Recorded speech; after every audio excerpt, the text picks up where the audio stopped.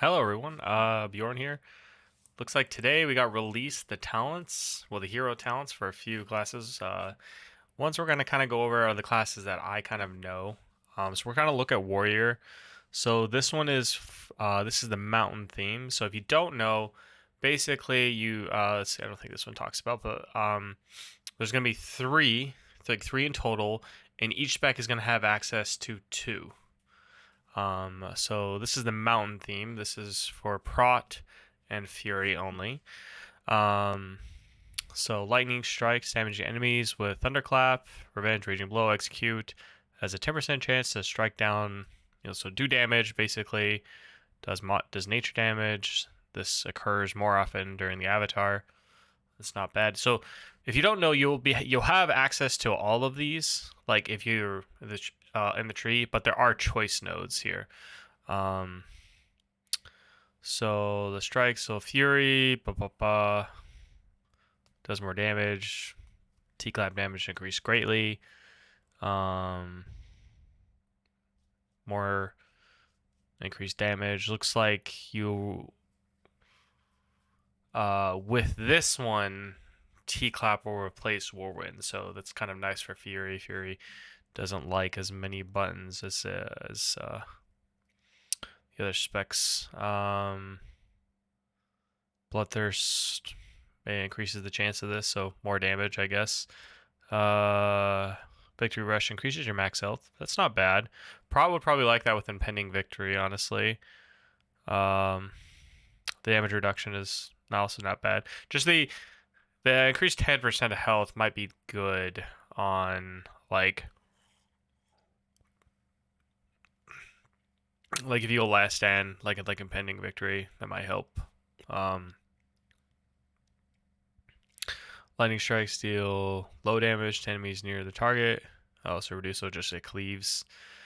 Intervening, it gives someone a shield for 5 seconds, absorbing magic damage equal to 3 times your armor. So better as like prod there. That could be really good. Stormbolt cleaves.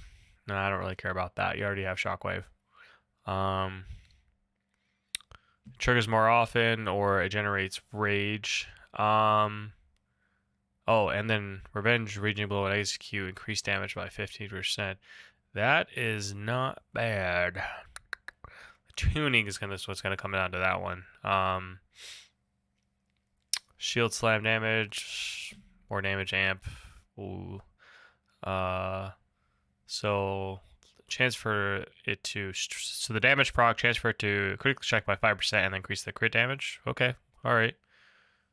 Or reduce the cooldown of Ravager by 0.5 seconds. That also is not bad.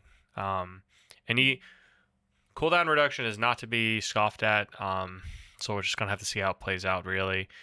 And then let's see, lightning strikes have 20% chance to make your next shield slam or bloodthirst have no cooldown. Well, basically right now bloodthirst doesn't have a cooldown with like a build for Fury, so I'm not sure how that's gonna play out. And then when you avatar, you get two of the thunder strikes already, or thunder blasts, and then resets cooldown avatar. That's kind of nice. And while avatar is not active, lightning strikes have a 10% chance to grant you avatar. That's cool. And then Thunder Blast, your Thunderclap becomes a Thunder Blast that deals Storm Strike damage. Okay, so just more damage, more cooldowns,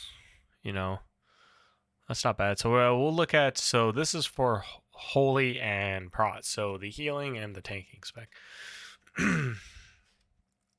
So the first one is Armaments.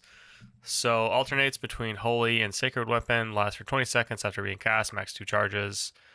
You basically, so the target location, and I guess any player can pick this up.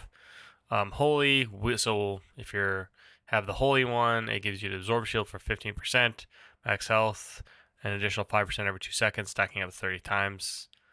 Up to 30%. So 30% shield. So the 15% shield is like min value. That's not too bad. That's gonna have some uses. Same uses as SAC in most cases. Slightly better, but because it can go up to 30%. If you could preemptive it, the weapon has a chance to do more damage. Who knows? Maybe it's moderate, maybe it's minor. Oh, we get an imbued, so we get an extra enchant, I guess, as if we choose this. I guess if Prot chooses this, increase your armor by 5% and primary stat by 1%. Okay, or your weapons increase your stand by 3%, causing your holy spenders to sometimes unleash a burst of healing around you. The I'm not sure what's better, if the 5% armor or the 1% stat. The healing is probably negligible. It's probably overhealing. When the armament fades from you, your cooldown of Blaze is reduced by 15 seconds. And you gain Shining or Infusion of Light. Infusion of Light is the proc from Holy, but I don't know what Shining Light is. Like when you crit with Holy Shock. The effect of your aura is increased by 30% on targets with your armaments. Okay, so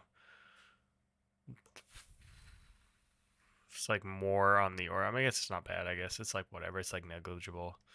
If an ally picks up the armament, you gain its benefits. If you pick up an armament, a nearby ally also gains benefits. So, I mean, that's cool. So, like, you get it and someone always gets it. That's nice. I like that. Your spells have a chance to manifest holy armament nearby. The cooldown of holy armaments is reduced by 20%. So the holy is the shield. Okay, I mean that could be good. I kind of like the easy proc, but the CDR on healing is kind of like sometimes too much healing, like it's like overhealing and you don't need it, so probably just like the free proc is nice. Consuming Shining or Infusion of Light extends the duration of active armaments by 3 seconds. So it could keep the shield up longer, I guess. Or the damage one. We'll go over here. So each holy power cast, your next consecration does damage. Healing spread across enemies up to a fixed total amount. Okay. I mean, holy doesn't, I don't think uses consecration, but I think it chooses it to for prot is always using consecration, so it's not bad. Casting a spender increases the damage of your next crusade or strike, blessed hammer or hammer of righteousness. And I guess how much is the damage? I kind of like the additional holy damage, but I mean, it is like, I guess it's like a single target, so whatever. While you're holding armament, fear is reduced by 50%. Enemies within hammer of justice are slowed. I guess I usually always go for the slow. Judgment crits cause a shockwave around you, deal extra damage. I mean, I think that's probably good. Like tuning probably comes down to this, And then Avenging Wrath, summon more armaments during your wrath. Let's see, your sacred weapons cast spells on your target and echoes the same effect. So it's like dancing a rune weapon, but like Holy Paladin style or Pro Paladin style. So that's really strong. That could be really good. Yeah, I'm curious to see the rest. But some of this is like, does damage, does healing. It really comes. I mean, it sounds cool on paper, but how does it actually play? Who knows? We'll have to wait and see. But I'll catch you on the next video.